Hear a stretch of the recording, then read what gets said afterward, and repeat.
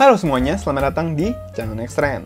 Di video kali ini, gue ingin sharing salah satu fitur di Oppo Reno 6 yang gue tidak duga ya, bahwa fitur ini bisa ada di HP kelas menengah.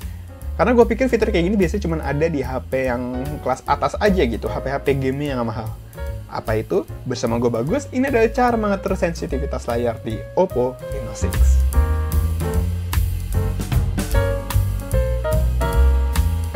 Sebelum kita mulai, jangan lupa untuk subscribe dan tekan tombol loncengnya juga ya, supaya nanti kita bisa kasih informasi yang lebih banyak buat kamu. Terima kasih atas dukungannya. Lanjut. Oke, jadi di sini gue tuh ingin sharing sebenarnya fitur yang namanya Adjustable Gaming Touch atau pengatur sentuhan.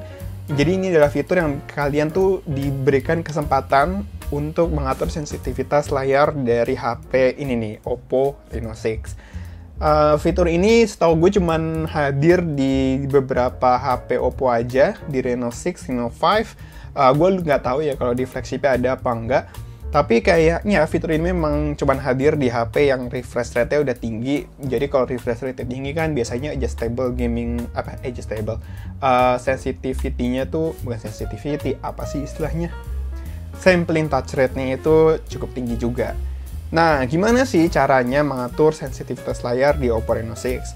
Pertama-tama, tentu saja kalian buka game yang ingin diubah sensitivitasnya. Misalkan nih, gue baru buka Real Racing 3 ya. Ini salah satu game aja. Nah, kalau kalian lihat di sebelah kiri, itu ada tonjolan warna hijau samar-samar gitu. Secara default sih posisi ada di sini ya. Cuma nggak tahu ya kalau misalkan udah kalian ubah atau bagaimana. Ya, pokoknya dilihat aja. Di mana ada letak si tonjolan hijau ini. Kalau udah tinggal tarik aja, di swipe dari kiri ke kanan sekali aja. Nah, langsung aja muncul tulisan optimalisasi sentuhan. Nah, di sini langsung muncul pilihannya. Ada sensitivitas sentuh. Ini adalah tambahi atau kurangi sensitivitas sentuhan layar. Nilai lebih tinggi berarti dia lebih responsif. Kalau dikekiriin dia lebih kurang sensitif. Kalau usap, ini juga bisa diubah. Caranya tekniknya sama, ke kanan lebih responsif, ke kiri lebih tidak responsif. Kalau ini sih bisa kalian atur sesuai selera atau keinginan kalian ya. Kalian mau ingin lebih sensitif atau lebih tidak sensitif.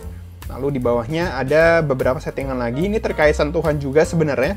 Untuk meningkatkan pengalaman kalian, di sini udah blokir latch notifikasi. Latch notifikasi itu apa sih? Latch notifikasi itu yang kayak gini nih.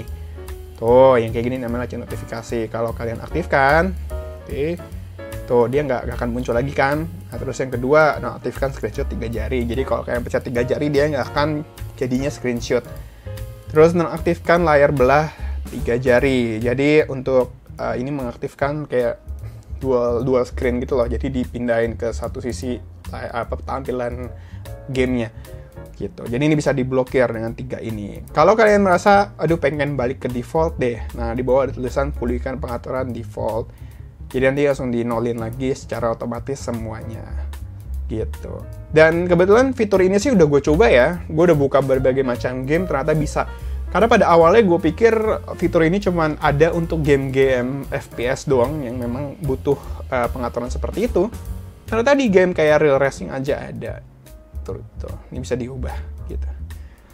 Kalau kalian tahu HP Oppo lain yang bisa fitur ini, boleh tulis di kolom komentar ya, bantu teman-temannya yang lain gitu. Ini cukup gampang. Terus di dalam sini, ini kan di game assistant juga banyak fitur-fitur yang bisa kalian coba. Selain optimalisasi sentuhan, ada mode fokus, putar otomatis, mode kinerja. Ini buat naikin performanya ya. Tuh, bisa ke mode gamer pro kalau mau. Tapi nggak tahu kenapa nih kok nggak bisa ya. Ya, pokoknya gitulah.